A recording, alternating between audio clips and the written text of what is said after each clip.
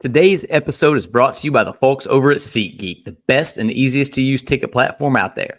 They take the confusion out of buying tickets using a 0 to 10 scoring system and a green is good, red is bad color rating system so you and your loved ones get the best deal possible.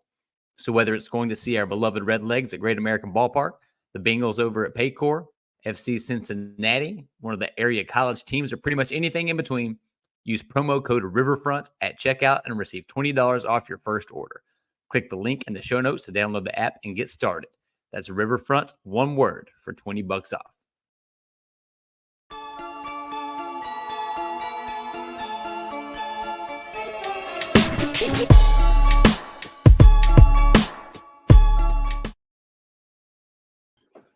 Yeah, I totally forgot we have to change that, so we're probably going to get a copyright for that one.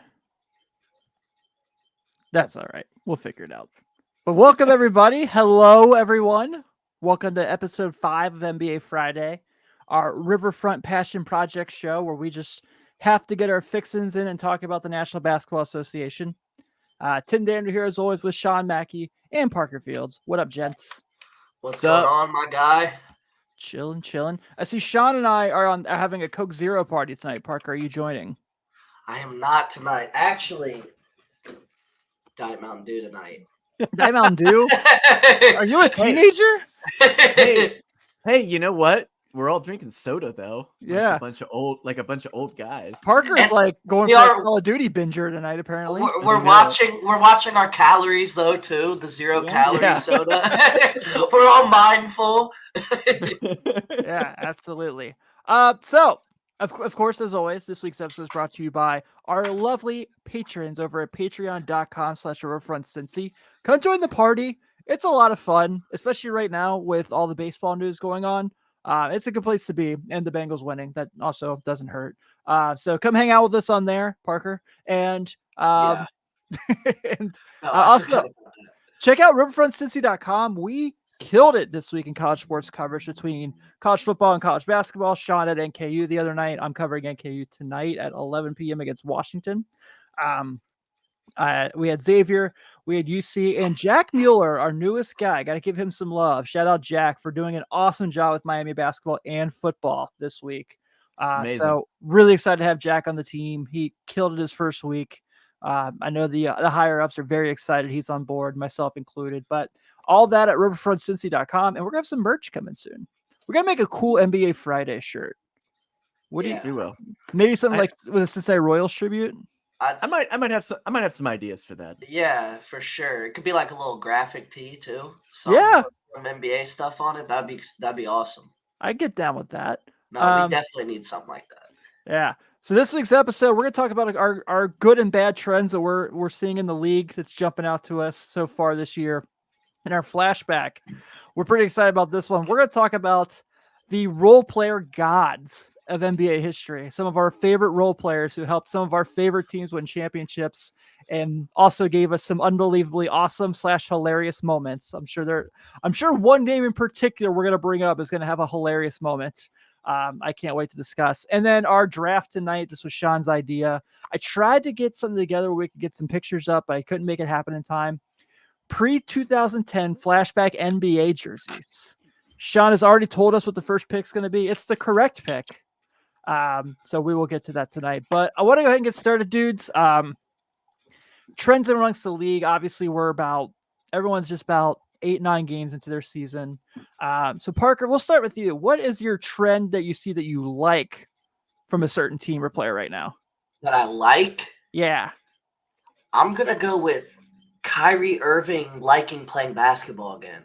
It's fun, right? It seems like he is having so much fun playing basketball once again for the first time since he played with LeBron in 2016, because 2017 he didn't have that much fun. So he genuinely seems like he's having fun playing basketball again. He's playing well. He's weirdly, if you watch them, he's taking on this facilitator role instead of scoring as much, and he's averaging 8 or 9 assists a game. He's really been great passing the ball. And he's really improved as a passer. And it's been fun to see Kyrie, enjoy playing basketball. Because I am not Nate talked about this last week, how him and James Harden, he didn't know who he hated more. I like Kyrie Irving. I'm gonna be honest. I really enjoy. He's one of my favorite players to watch ever. Like I love watching Kyrie, him. the basketball player, I love. Yeah. But Yeah. also, like, I think he's a good guy. I think he's just into some weird shit, if I'm gonna be honest. Like, I think because I just don't think he's a good teammate and stuff. But I think he's a good guy. I think he has a good heart. He means well. He just sometimes doesn't go about things the best way. And I like Kyrie Irving. So I'm happy to see him doing well again. And it seems like he actually is enjoying playing basketball. You can't say the same for James Harden. But yeah, that I think Kyrie has my favorite nickname of anyone on Basketball Reference. You know how it's like you'll see like David Robson, like the Admiral, and then it'll be some nickname you're like, no one's ever called him that. Yeah. Kyrie has World Be Flat. Be something like that. I knew it. We're flat. Perfect. Hilarious. That's awesome. That was tremendous. But yeah, I agree, man. I've been very wrong on the Mavericks. I did not think Same. I Oh thought it'd my be those gosh. two, and they would stink after that. But Derek Lively's been awesome. Been really, really good. Even guys like they're getting stuff out of like Dante Exum is playing good minutes for them. Like I'm glad Can he's I back say- in the league. I am too. Can I say a crazy take with them? I think we forgot how good Kyrie Irving is. we for personally. sure. I think we personally forgot, even though he's an ISO scorer, a lot of his career he's been, I think we forgot he's not one of those meaningless stat ISO scorers. Like, he contributes to winning drastically. Like, as much as we hate on the guy, the Boston Celtics were the number 1 seed in the East that year that he took over and was the leader of their team as their best player. Didn't play He the playoffs. leads. They did. He didn't play in the playoffs. However, you know what I mean, though? He does lead to winning. He really does. And I think we forgot how good of a player he is. Now, with Luka, I can't stand watching him. I love him. He's a great player. I can't stand watching him. But he leads the wins, too. I think we forgot how good that duo really is when they're healthy. Like, that's 2 top 15 players in the NBA right there. Yeah, I completely agree. Completely agree. All right, so Sean, what are you liking that you're seeing in the league right now? I'm liking that Joel Embiid has basically said, I don't need James Harden or anyone. Get out of my way. Yes. Finally. I have we unlocked something else out of him? We sure have. Like I am shocked. Absolutely shocked. And they've been beating teams steadily, and then they had their win against the Celtics the other night by 3. It's like that's a tough team. That's a tough team to out. They're very good, and I do think he's going to need some sort of help for the playoffs this year, and I'm hoping that he doesn't play himself into the ground this year. I mean, like he came off of last season. He had an amazing year last year. Not an amazing playoffs, but an amazing season. And he's just proven he's like, you know what? I can do this with 2 really good role players. I mean, Maxi's not a star, Yet. and yet he's getting there. He's getting close, though. There. He's pretty close. He's getting there. Yeah. He's getting there. But he's going to be an all-star this year. They're giving it. I agree with you guys. I think he will, but him coming out this year, like starting off the season, that's what I'm saying. Like he's starting off the season. He doesn't have anybody.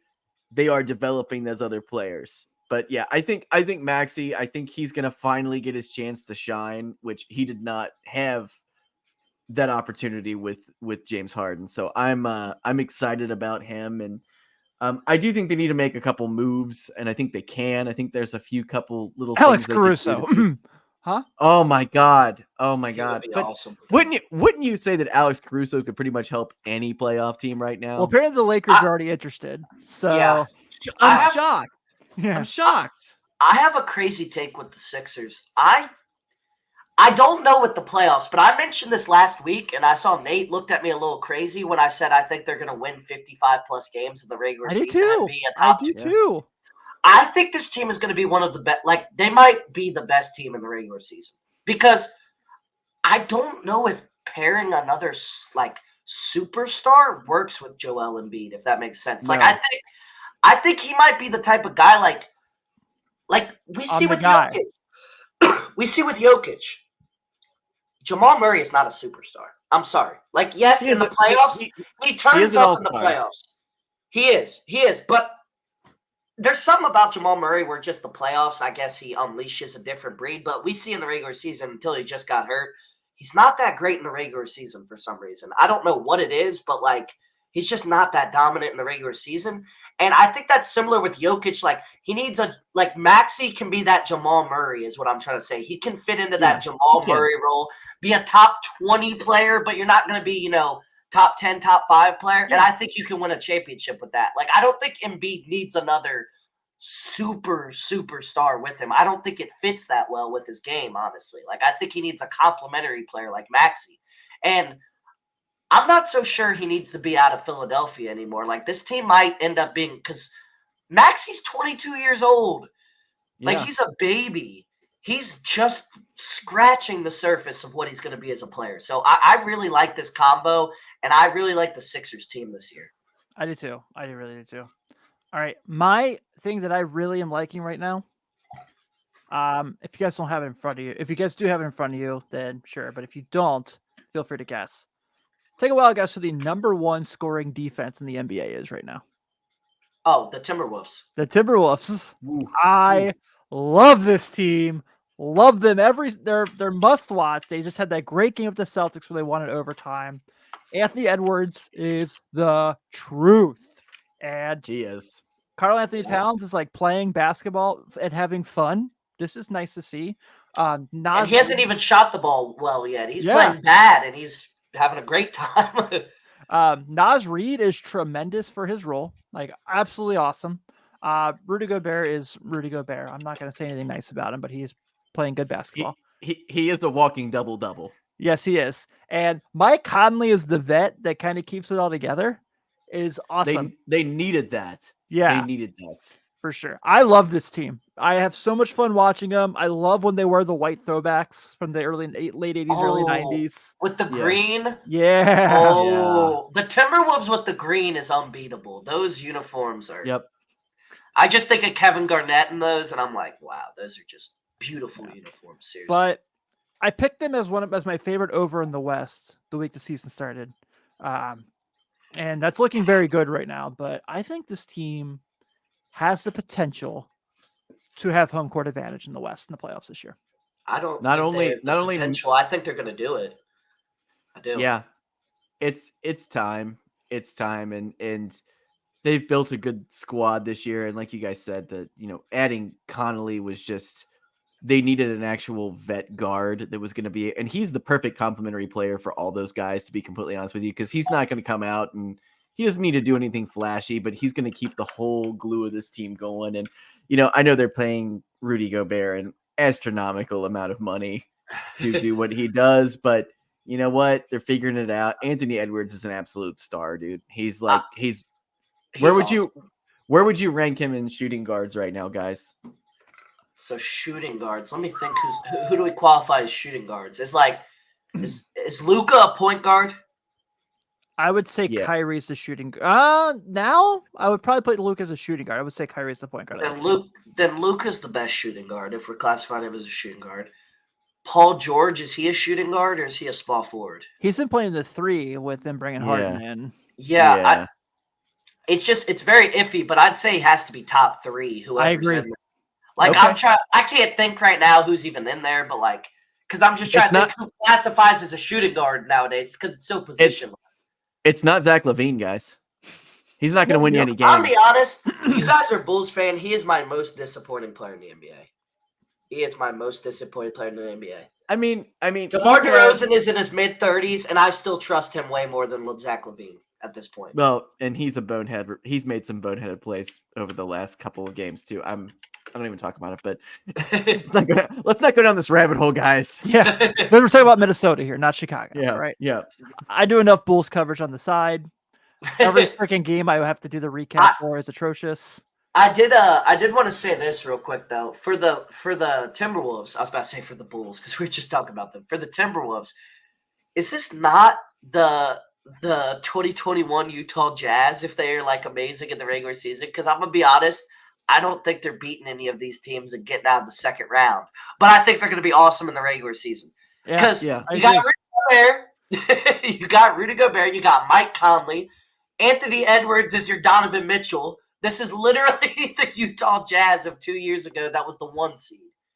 yeah. Like, in my opinion, if they're awesome in the regular season, because I don't think because in my opinion, they're gonna probably face off against the Suns, the Lakers, one of the Warriors. One of those teams is gonna end up being like a 6 or 7 seed. Yeah. Like, one of them is. West is too loaded.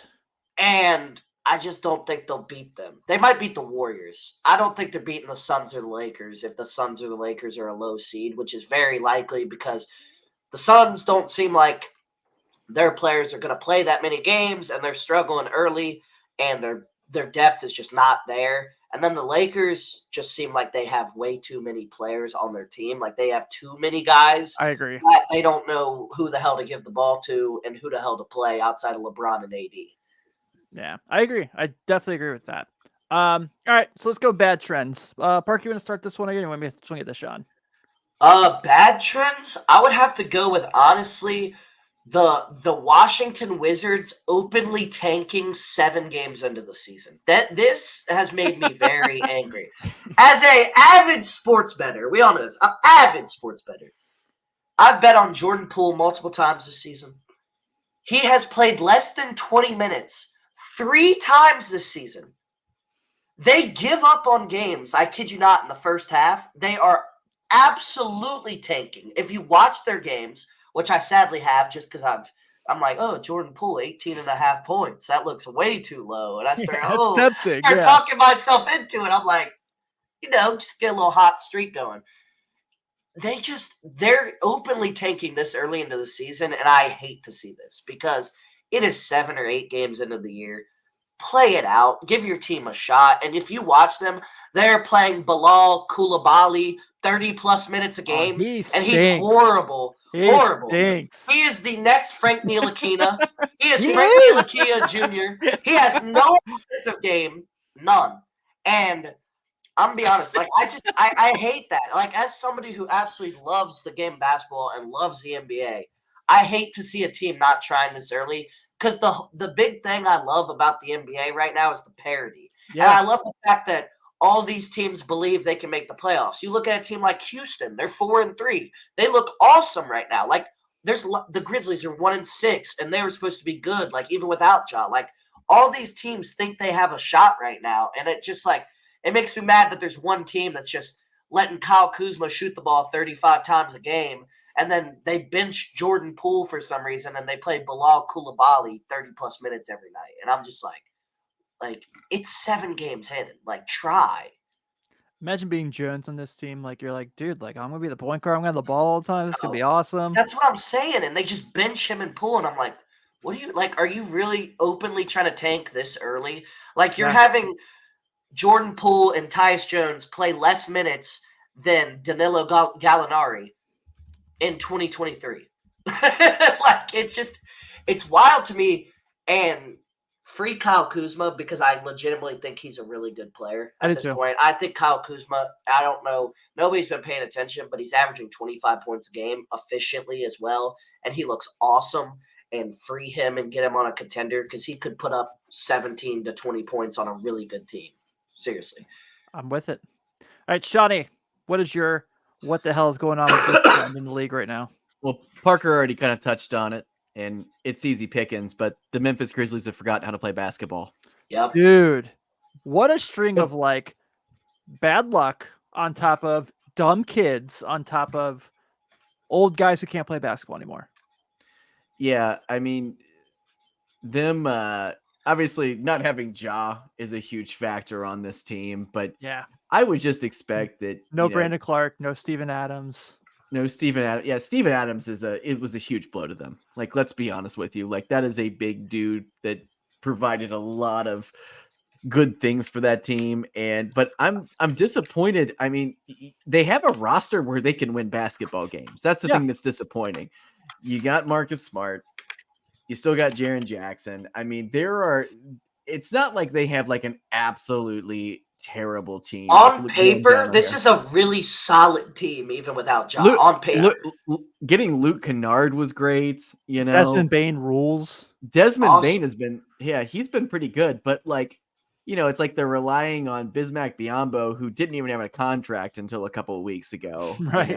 And you're not winning games. This is a team that finished second last year in the West at the end of the season, and we're looking. We're 8 games in. They've won 1 game, and it was against the Trailblazers, and who cares about that? Yeah. We talked about like trends. I think a trend going on in the NBA right now is depth absolutely matters. If you look at a lot of these teams, because the Grizzlies have no depth. I'm looking at their game log yesterday. Aldama is the 6th man of this squad. I'm not saying he's a bad player, but he should not be in a rotation on a He would not be in a rotation on a championship team, is what I'm trying to say. And he's playing almost 30 minutes per game.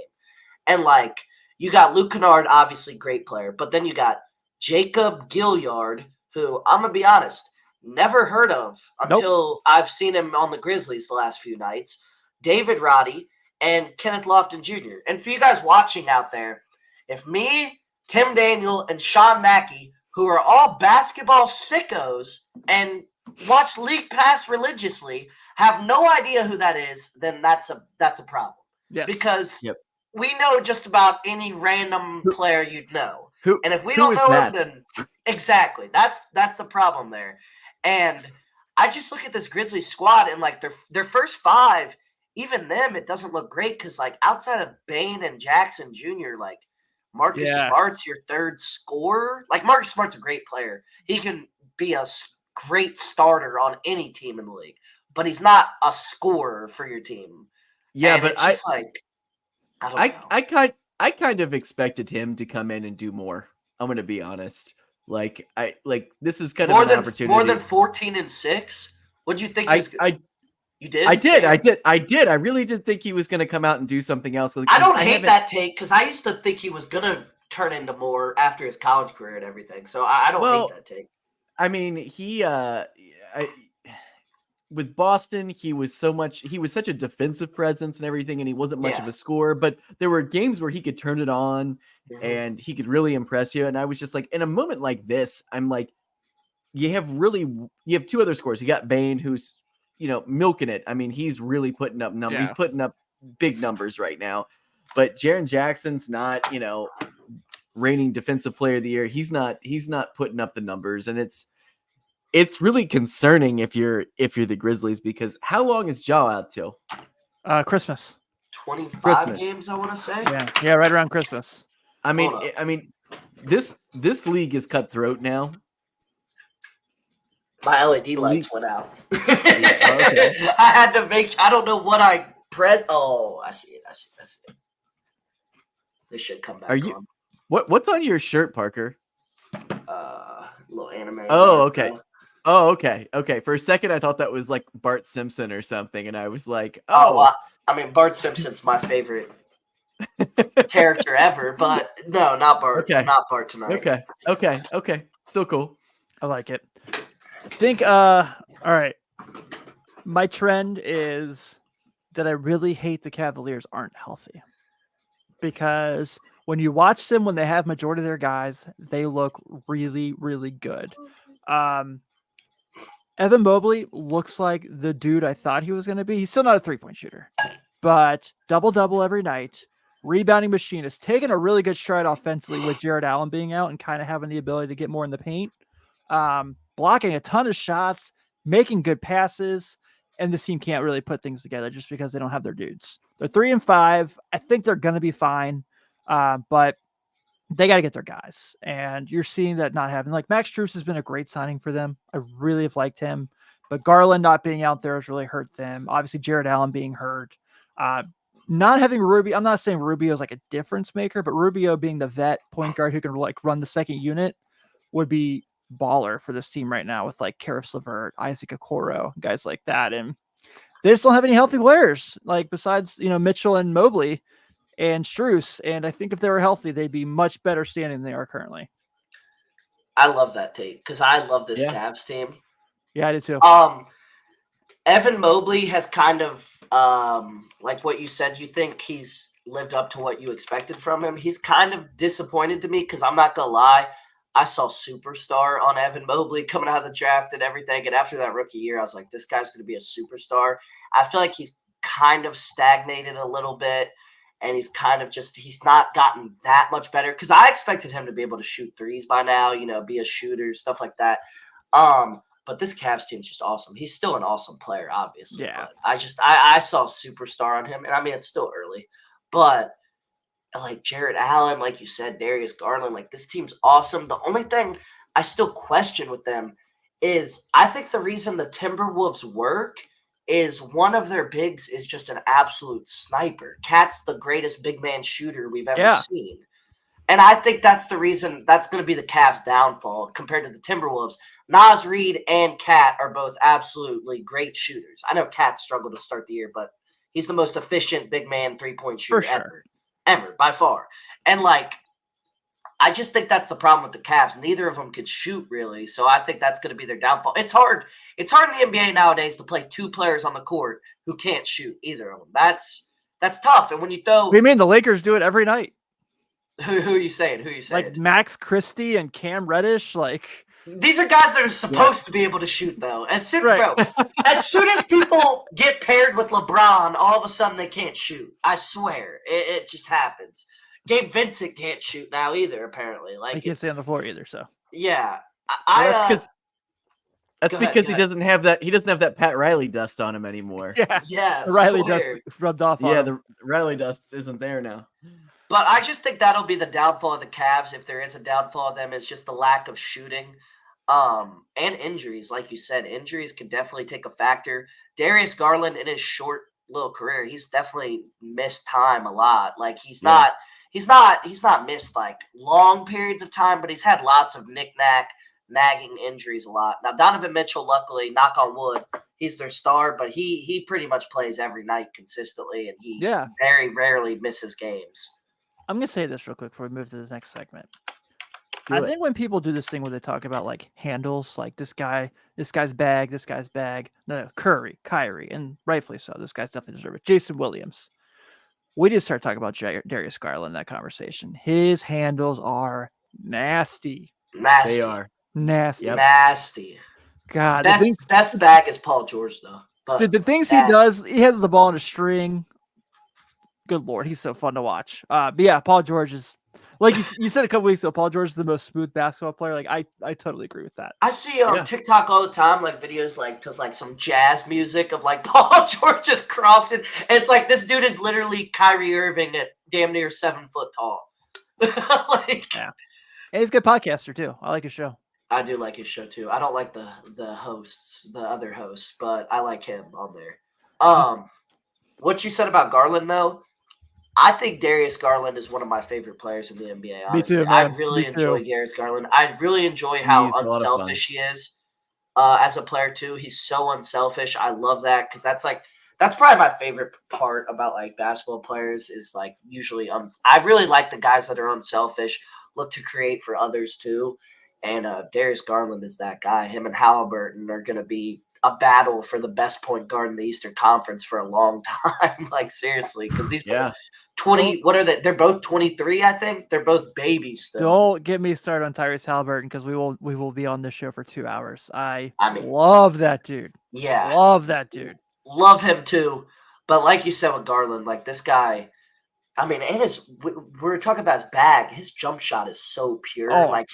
His jump shot is how you teach somebody to shoot a jump shot. That thing is pure.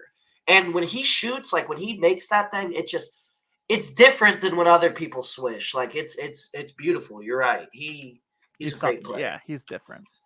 All right, we're going to go to our flashback segment here. I was going to do the Pro-Am games of the lockout year, but I wanted to ask you one thing real quick, Tim. Yeah. Because we were talking about this earlier. I think this is a good little discussion real quick with the Cavs. What do you think about Donovan Mitchell? Where does he rank in the best players in the NBA? What range is he? Top 20. 20? I just think there's so much talent in the league, man. He's phenomenal. I love watching him play. I agree with you because I was going to say, because I've seen stuff putting him in the top 10 now, and I'm just we saw that playoff performance last year, and it's like who do you? he's got to prove himself in the playoffs first. Because regular season, I'm taking him top 10 players in the NBA right now, like just in the regular season. Right. Yeah, but I need to see him do it in a playoff series, against a team like the Knicks, because we saw last year. Like obviously, he averaged like 35 in the bubble that series. I remember that, but they lost. But like we just our most recent memory of him in an important game was really, really bad, and Garland was carrying the load for them to even make games competitive. Yeah, for sure. Because I think if you put him top 10, I have a hard time who you kick out of the 10 for him. Exactly. And that's where it's like, because like 9 or 10 is like Booker and Anthony Davis. Are you taking Donovan Mitchell over either of them? Right. Yeah, I agree. So I want to do a fun flashback like this week where we talked about like our favorite role players. Like, and this is a very fun conversation to have with Sean, because Sean has had every Bulls role player's jersey from the 90s and mid 2000s at some point or another in his life. That's awesome. Shout out the Jason Caffey jersey. That's a phenomenal jersey to own. I don't have that one. That's an Alex jersey. He had those. At one point when he lived with me, we had, I think, all of the 90s like bench players champion jerseys, which were incredibly rare then and now are like unicorn rare now. Yeah, they are. You can't find them anywhere. Yeah. So I want to kind of talk about some different dudes. So Sean's going to lead off the draft, so I'll start here. And this is not like our, for those who are questioning what a role player means here, more or less, this is a guy who like you glue into a team and he helps your team out succeed. And it's just kind of there to do sometimes the dirty work, sometimes give the star player a little bit of a break on the court. And I'm going to start with one as a non-Kentucky fan that's going to shock some people, but the 2004 Detroit Pistons do not win that championship without Tayshaun Prince. He was phenomenal in the Eastern Conference against the Indiana. He obviously has the block on Reggie Miller, which is like legendary. But in the finals, he's guarding Kobe Bryant stretches, and you see in Game 4 where Shaq's like last dominant game. Game 4, Prince has Kobe where he can't do anything. He can't do anything. So I want to start out, give him some love to Tayshaun Prince. And also, if you're listening, I know you're not, but if you're listening, give your likeness back to 2K. All right. We need you back in these games. I forgot he's not in 2K. I need these long ass wing perimeter defenders back who can shoot threes. Okay. So come on back. So fun fact. This is funny. So my wife's brother, Luke, he went to many Tayshaun Prince basketball camps over the years. So like their refrigerator at their house is pictures of him with Tayshaun Prince over the years at basketball camps. So he's got all these pictures of him with Tayshaun Prince on there, and it's so random to me. But every time I kind of forget about him until I go over to a house, I'm like, oh, there he is. Shout out block Luke. on Reggie Miller. That block on Reggie Miller, man. Yeah, I mean, one of my favorite press conferences of all time when they win the title, he goes and sits down. He goes, I'd like to thank the other 22 NBA teams for passing on me in the draft and having me land in Detroit. Just legend. So cutthroat on that one. Yeah. So Tayshaun Prince, man, he was one-time NBA champion, 4-time NBA All Defensive Second Team. Pretty cool. Yeah. There was the year that the big four of the Pistons made the All-Star team and he wasn't picked. That was crap. Yeah. That was crap. Yeah, it was. He should have been there. All right. So Pete, there was one guy I knew we both were gonna have, but I figured I'd save him for you, so hopefully you use him here. But Ooh. I'm not gonna. I think I'm gonna pick somebody different actually. If you're thinking of somebody, are we allowed to go people like former role players? Yeah, dude. I mean, like Tony Kukoc is in the Hall of Fame, but I'm sure someone's gonna bring him up. Yeah. This is a crazy pick, and it's not based off like what they accomplished as a role player. This is just based off how good they were as a role player. Mikal Bridges on the Suns as a role player was the most valued role player in terms of trades I've ever seen. Like he was the main piece for KD, and let's be real, a year ago today, or less than a year ago, nobody thought he was a 26 point per game scorer in the NBA. Dog. Nobody knew that though. Right. Nobody. We all thought he was still just a valuable role player. And like him on the Sun, I've never seen a role player with more trade value than him. And I'm going to shout him out real quick, but I'm going to take somebody else like for the little pick. But I just want to shout him out because I've never seen a role player with more value. But based off this, I mean, we got to just go Robert Horry. I mean, he won 7 titles. Yeah. Role player, 7 titles, great shooter, was a part of so many great teams. The Rockets squads in the mid-90s, part of the Lakers, obviously. And then he was on the Spurs, right? I was about to say, I mean, 7 titles. Somebody has to mention him or we'll get crucified. So Robert Horry. The pride of Alabama basketball. Yeah. Robert Horry. Oh, Robert, man. Was it him and I mean- Latrell Sprewell? Were they college teammates? He might have been. But one of the greatest shots ever in that Lakers Kings game. Yeah. Like just legendary moment where Vlade just knocks the ball down instead of back. We don't have that moment. Yeah, I think I mean if we're talking like the GOAT of role players on championship teams, it's Robert Horry. Yeah. Like, and he was I mean, his years that he had, the early 2 years where he won titles in Houston, you know, and then his you know, years with the Lakers and then the Spurs later on, like he is big shot Bob, man. 7 rings, that guy. Yeah. By the way, That's just crazy. He has Pacers 7 Bucks rings game as is a role wild. player. That is so wild. I feel like people talk about it a lot, but I feel like people don't like really let that sink in a lot. You said that Well- Pacers Bucks game was wild. Halliburton just hit a game-winning 3. Oh wow. Giannis 126 finished to 124, and Giannis had 54. 54 and 12. Ooh. That was my play of the day today. I posted Giannis over 27.5. He covered that pretty easily. Yeah. I Follow Fields Focus if you want to make some money. Straight up. swear. I took yours actually. I took a couple of your picks the other day in a 3-game parlay on FanDuel, and I hit all 3. So Let's go. Appreciate Let's ya. go. Yeah. Let's go. all right, Sean, your first role player. You know who I'm gonna pick, right? I you know who it is, right? I know who you are. You know Yeah. who I am. I Right? know. All right. Who do you think I'm picking? Are you going to Sione? No, I really did, but I thought that was too deep of a cut for everybody.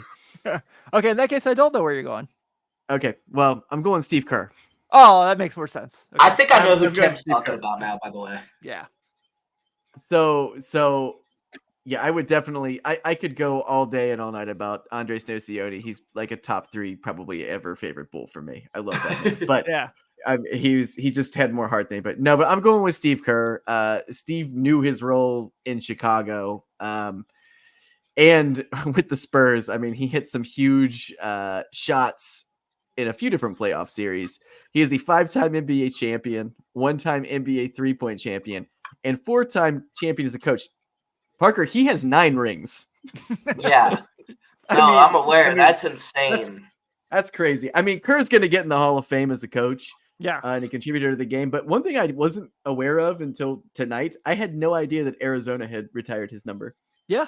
Yeah. I mean, And he has a especially- gold medal as a coach. I was gonna say if Yeah, they win the gold gold medal, medal yeah. this year with him as the head coach, That'd be his this second summer, gold medal as a coach. And yeah, it's ball game. It's ball game. I think Because he I won the think he's- COVID one, right? He was the coach of the COVID. He was the squad, assistant right? to Popovich. Yeah. Yeah. Oh, yeah, he was the assistant. Oh, okay. Yeah, it was him and Jay Wright were the lead assistants. Got it. Yeah, got it. he will. I think he's in the Hall of Fame regardless of anything at this point. I But do that too. will 100% send.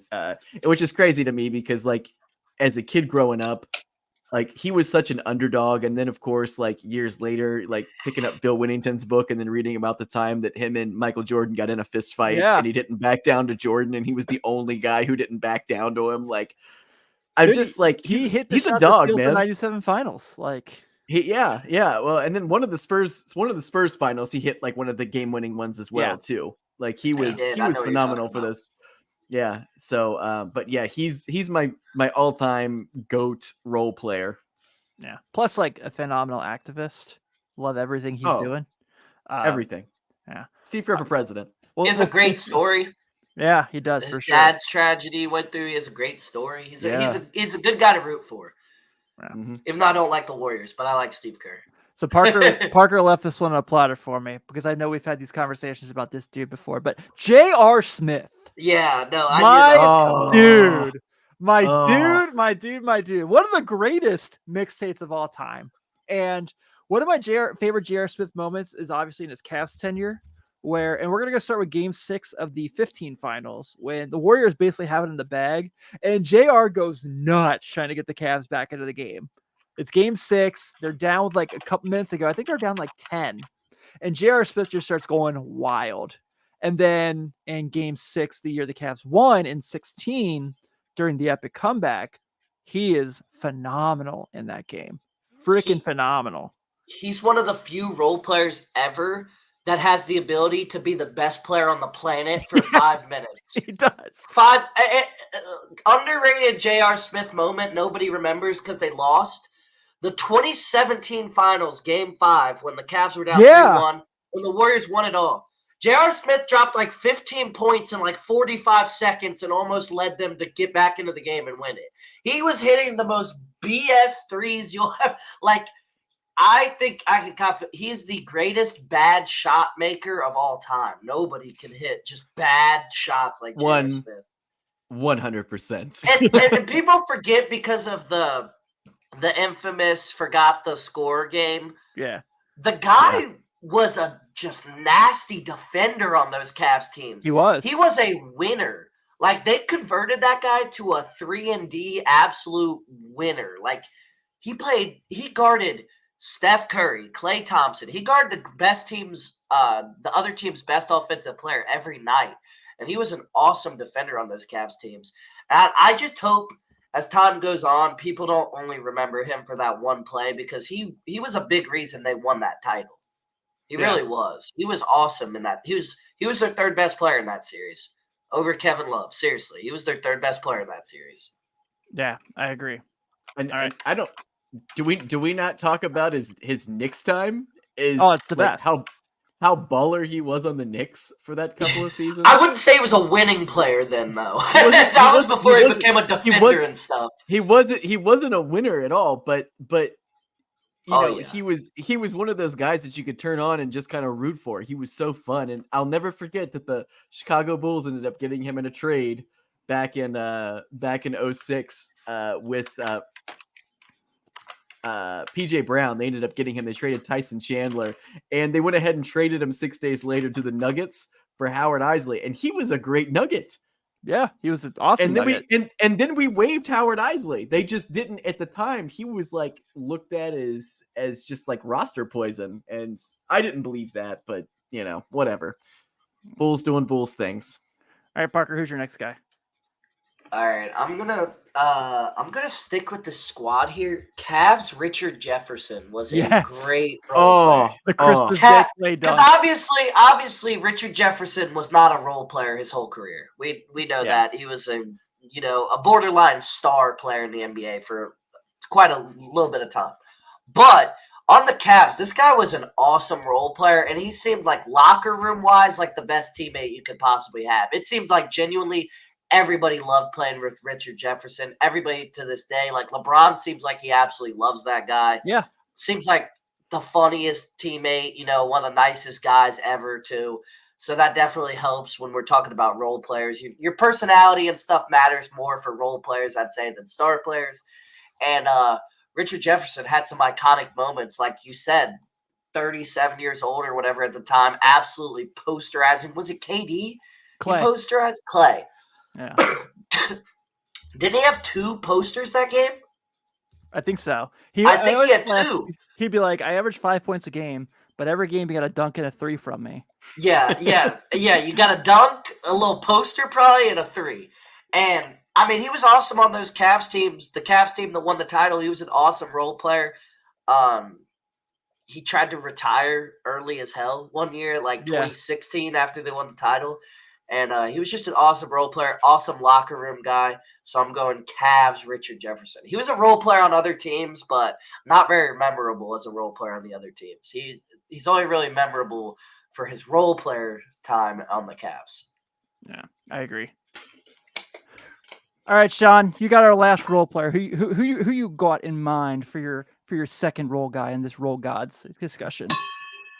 Well, I'm gonna go with a guy who was never flashy, but one of the most feared perimeter lockdown defenders ever. I'm going Bruce Bowen, man. That's a good one. That is a good role player pick. Love Bruce Bowen. undrafted star.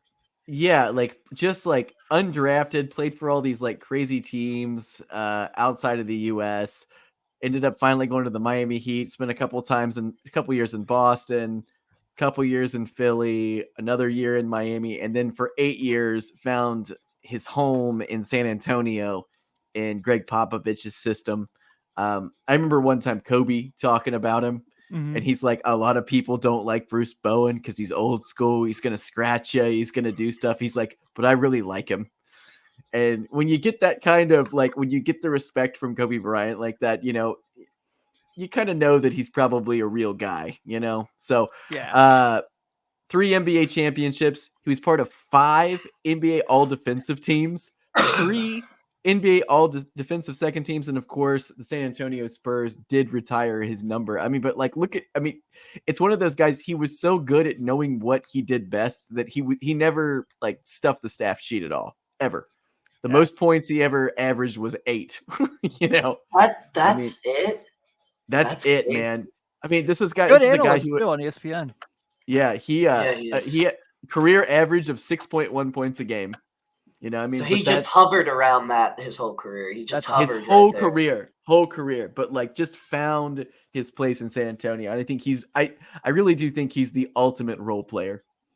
Yeah, because he played a lot of minutes too. Like he's playing 30 plus minutes every year. Not only that, like I think he played like 3 or 4 seasons where he played all 82 games too. So yeah, so he was out there a lot. He was on the floor majority of the time. Yeah, no, way more than that, Sean.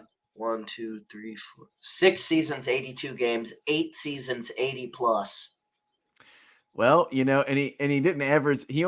That's crazy though because he averaged 27 minutes a game. So that's wild. That's wild. You only average 6 a game. Yeah, it wasn't like he was averaging 15 minutes a game. So yeah. Iris is trying to get a hold of the mic right now. It's pretty funny. So if you're watching on YouTube, that is my kid trying to grab the microphone's hand. That is not some weird, creepy thing popping up. I was gonna say, where's that weird, creepy baby hand coming from? Yeah, it's not that like weird thing from Scary Movie 2. Like I knew that was what you were gonna talk about. I knew it. I knew you were gonna bring that up. So, all right, let's get to this week's starting 5. This is a fun one because I am a very avid fan of NBA jerseys, like I know you two are as well. So Sean came up with the idea of doing the pre-2010 NBA vintage jerseys. And oh boy, there are a lot of awesome ones out there. So Sean with the first pick already told Parker and I where he's going. So Parker will go second. I'll get the wraparound. Let's tell the world, Sean, who's going number 1? Well, who's going number 1? I mean, this is a jersey that you and I basically need to start some sort of,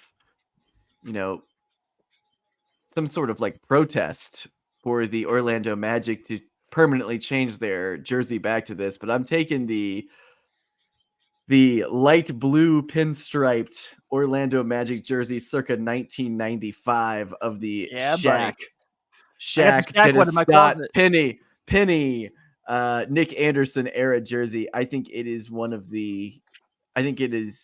I see it, I immediately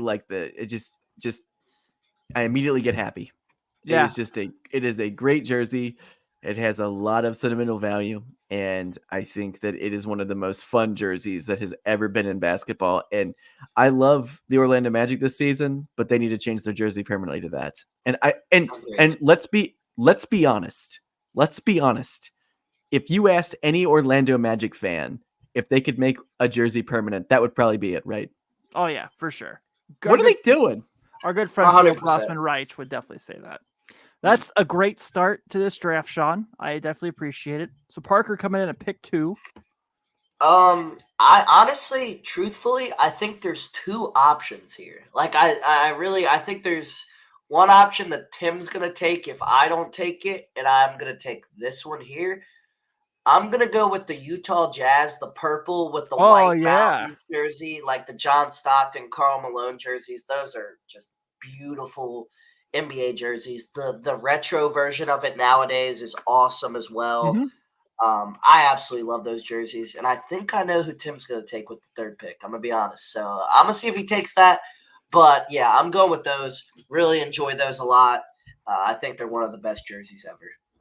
And Tim has the creepy hand again. Yeah. So, all right, I'm gonna go. I might lose this draft, but I'm comfortable with it. Number 3, I'm gonna go with the teal Charlotte Hornets jersey. One of my all-time favorite jerseys, the Grandmama, Alonzo Mourning, Muggsy Bogues, Kendall Gill era. I think they're wearing a version of it now. Or they're wearing the purple one now. Is there? Can I share a picture of it real quick? Yeah. Are you able to click that present button there on the bottom?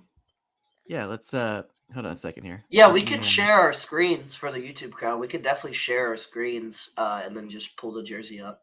My hands are tied, so that's a little tricky. But all right, I can do it for all of them then, or something like that. Yeah. Do you guys see it? You gotta hold on. I got you. I got you. Okay. There it is. There it is. That's There what we're we go. looking for, guys. Yeah, that's my pick there. Absolutely love that one. Yeah, that's sick. That's my favorite. And then at number 4 on my wraparound, I'm gonna go sneaky underrated one here. Jordan Rookie Bulls Chicago Red Rose script autograph. Script cursive. Oh, those are sick. One of my all-time favorites. Hey. That's a great choice. I didn't actually think you were going to go with that one. It's almost too good. All right. So great choice, Tim. Thank you. Yeah. I don't even call it the Michael Jordan old school. I call it the Orlando Woolridge. That's who I think about. Tim, could you give me permission so I could show this real quick? How do I do that? I just tried to present it. What you just did for Sean. Oh, yeah. That's the one. That's the one. Yeah. That's a beautiful Clark. Yeah. Very nice. Very nice. Very, very, very, very. Perfect. All right, Parker, you're up next. For my next pick here, I'm gonna go with a little more I feel like a not very super popular one, but I'm gonna go with the light blue with the hint of red Kings jersey. I love those old jerseys. Ooh. I don't know why. I think they're sick. I know they've redone them. I know Fox it's probably 5 years ago because I know I've seen De'Aaron Fox in them, so it's probably his rookie or second year they redid them. But I think those jerseys are sick. I think it's a top tier jersey. It's one of my favorite color. Really is light blue.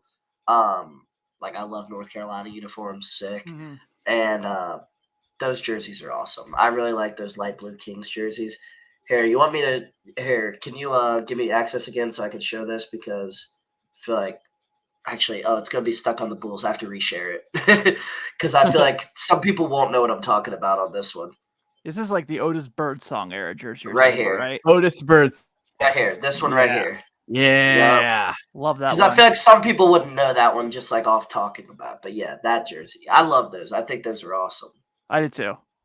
Yeah, perfect. All right, Sean, you got the next two? Oh, I'm sorry. Go ahead. Was that the time? Was that when they were the Kansas City Kings? Around, I think, shortly after Sacramento. Okay.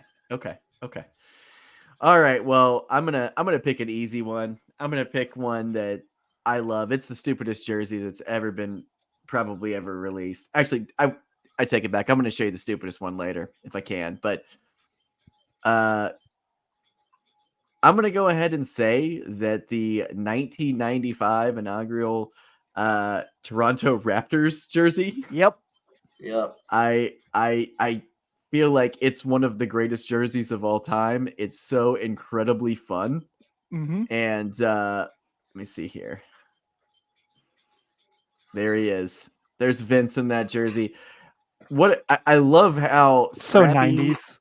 It's so 90s. It's so stupid. They got a big dumb dinosaur on there playing basketball, and it's stupid, but man, very, very cool. Very cool. I love it. Big fan. And do you remember, Tim, when those jerseys, I don't know if you remember this, but when those jerseys first came out, there were two jerseys that came out from Champion. They issued two of them. Damon Stoudemire. Do you know who the other one was? I don't. Okay, so this is a weird one, and he didn't actually play for the Toronto Raptors, but Isaiah Thomas. Because he was I think he became their general manager. And they ended up releasing a Toronto Raptors champion jersey of Isaiah Thomas. So look that up. It's a collector's item now, but I remember kids wearing that around town. Interesting. Isn't that weird? That is interesting. Yeah. All right. How do you follow up that one? That's a good one. Well,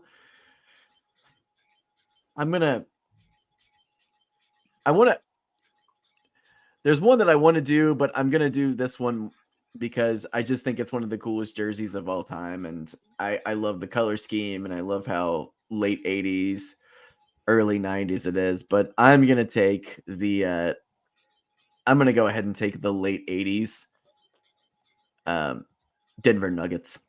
Oh, yeah. I love that was my next pick. You stole it, Sean. Well, maybe you should have picked it before. It's such a fun jersey. I love the color scheme on this. It is just wild, and it is. I wish they would go back to this full time. I love this. It's such a great jersey. It is a great jersey. I agree. It's such a good one. Yeah, because Mutombo wore that one for a couple years before they switched to the yes, he did. The James Posey era jersey. That's the weirdest name I can think of there, but the brown ones. Is that what you're talking about? Yeah. I hated those LaFonso Ellis, like that era. Yeah. That exact era. Yeah. No. Those are good picks. I like those picks. Tim, I'm sharing this with you right now. This is a pick that's pretty simple, but I just love these jerseys. These Kevin Garnett, Timberwolves, all black with the little hint of green. These jerseys just remind me of like nostalgia of playing like video games like in the early 2000s, like all those old video games. Like, I don't know. I love these. I love the blue ones too. Like, these uniforms are just sick. I absolutely love the color scheme. Scroll down. See the old school, that's my favorite Wolves jersey. The blue one, the original one. Love it. I love the lettering on this jersey too. Like, I don't know what it is. This jersey's just sick. I think of Kevin Garnett in this, Stephon Marbury in this. Like, that's what I think of when I see this. It looks like they stole the font from Timberwolf Theater at Kings Island. That's the only thing. That's what it reminds me of. Interesting fact about this jersey. It's the jersey that they were wearing on Throwback Night when Derrick Rose had his 50-point game in Minnesota. They were wearing that. Oh, yeah. It was the jersey. Yeah, it definitely was the jersey. That's a good pick. I like that pick, Parker. All right, so I got the next two. I got to go easy here. If one of you guys would be so kind to pull it up for me. I got to go Showtime Lakers. Magic Kareem jersey. The yellow home one. Just the best. Just such a fantastic jersey. Was so it's so simple, but it's so pretty. And like the Lakers have had so many jerseys since then. Like, I love the Kobe Shaq team. I hate that era jerseys of the Lakers. I hate those jerseys. I like what they have now, even though they can't get the yellow right. But yeah, give me the Showtime era. Are you talking the purple or the yellow? The yellow. The yellow. Okay. So yeah, but you know what makes these particular uniforms just the absolute best? I'm going to go ahead and say that it is the shorts on these jerseys, man. Yeah, the shorts are fantastic. Yeah, let me see if I can get it up here. So there we go. I'll pull it up for you real quick.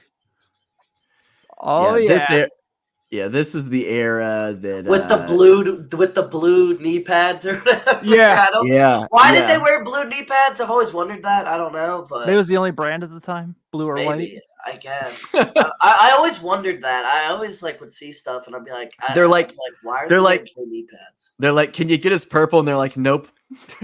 Blue's close enough. Right. Like they were actually made in Boston, and they were like, absolutely not. And then this one's also gonna be pretty easy. I gotta go to the Peyton Kemp Aerosonics jersey. It's phenomenal. All right, let's go. Are we talking about the green one area? Yeah, the green one with the Space Needle on inside the jersey with the Sonics written around it, the number in the bottom right of the jersey. Love that. Love that one. Love that jersey pick for sure. I like the old ones as well. I think they're both. I love the green one that rookie year Peyton.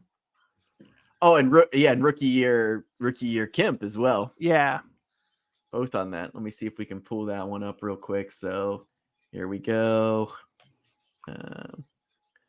This is. I think when I look back at the Sean Kemp, Gary Payton era, I mostly think about their jerseys from before this time because this was them like during their NBA Finals run that they made. Yeah, But this was very Seattle at the time. for sure. Yeah, Very those are fire. Seattle. For sure. Oh, what a team! What a team too! What a Love team! that. Those are So sick. my 4 so far are pretty solid. I feel good. I feel good about my group. I got the Hornets, I got the Bulls, I got Showtime, and I got the Sonics. All right, so I have the Nuggets, I have the Raptors, I have the Orlando Magic. Did I pick another one? you have No, three, you have you'll three. yeah, because you're the wraparound. There's no loser in this draft. I Let's be have, honest. I have the Timberwolves. Mm-hmm. Who did I take with my first pick? You blanking right took now. Utah. You took the Purple Jazz jersey. Utah. I'm blanking on these picks. This is way harder to remember than players. Like jerseys is Yeah. hard to remember. Who did I take for my second pick? I'm over here blanking right now. Minnesota. No, Minnesota was my third pick. Who was my second pick? Oh, the Kings. That Kings. Yep, the Otis light Birdsong. blue. All right, so Kings, Minnesota, and Utah. All right, for Your my fourth. fourth pick, I'm about to pull it up for you to share.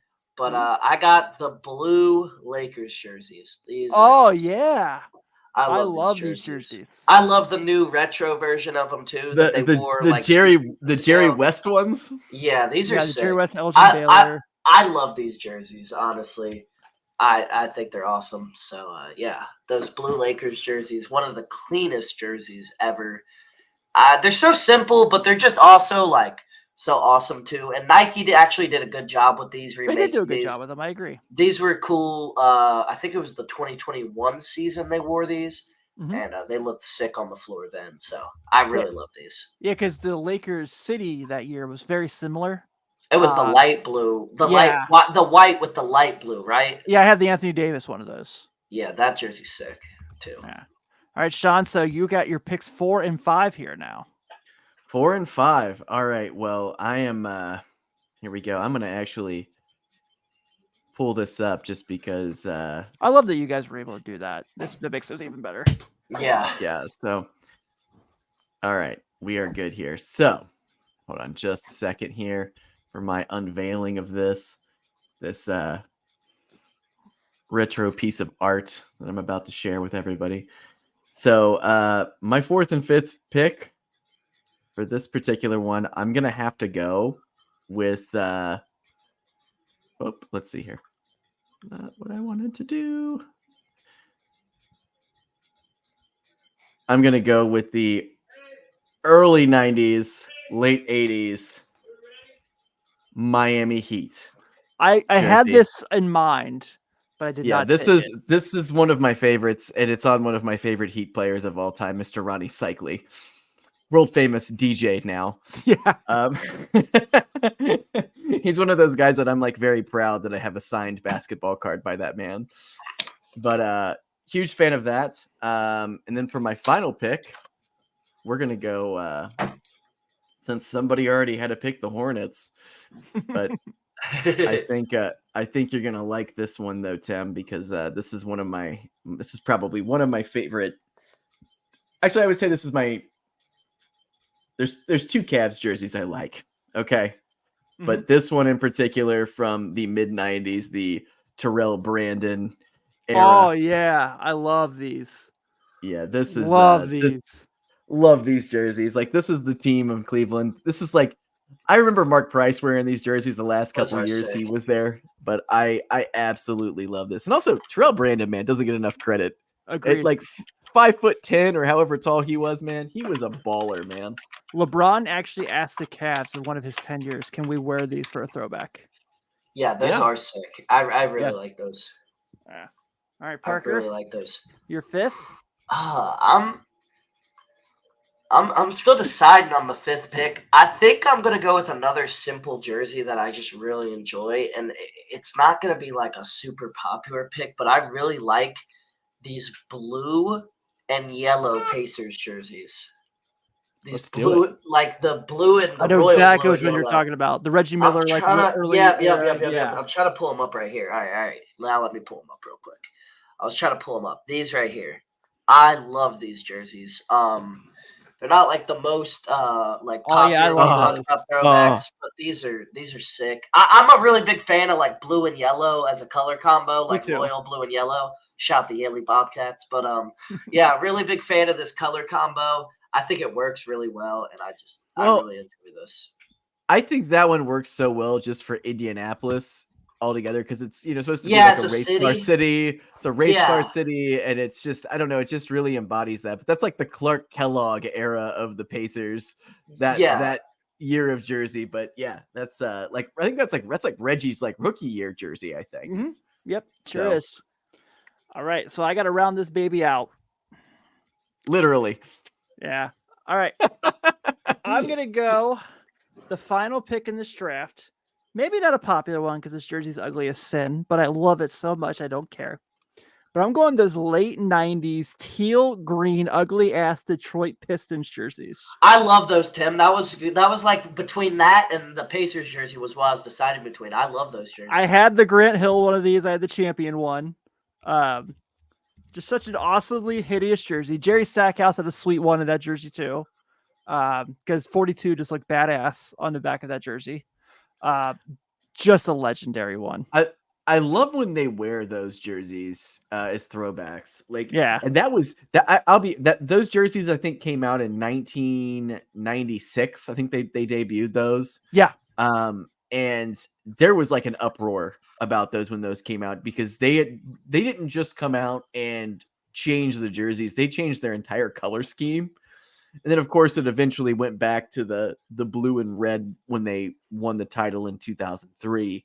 But I have fond memories of that weird era of jerseys for Detroit, and I think the fans do too. Yeah, me too. I mean, there are a lot we missed. Obviously, the Barkley Dan Marley era Suns jersey. That's a phenomenal one. So good. They're another team that just needs to permanently go back to those jerseys. Yeah, the pinstripe Bulls from the late 90s. Those were phenomenal. Those are great. One of my favorite just dumb jerseys of all time is the Milwaukee Bucks jersey with the actual buck on it. Yep. That like Glenn Robinson wore, like Vin Baker's Glenn Robinson. Are you talking area. about the green ones with like the purple? Yeah, they're like green with purple, and they've got the actual buck on the front. Yeah, amazing. Yeah, those are fire. Just amazing. Those only would have happened in the 90s. Agreed. All right, so this week means that next week it's my turn to pick the draft. And what do you have? What are you going to pick? A live. Did Parker freeze on us? He did. He froze on us. All right, so hopefully he hears this because I know he'll appreciate this one. Iris, what should we do? Where are we going? I know where we're going. All right. We're going to try to pick the 5 best years of LeBron James' first 20 years of his NBA career.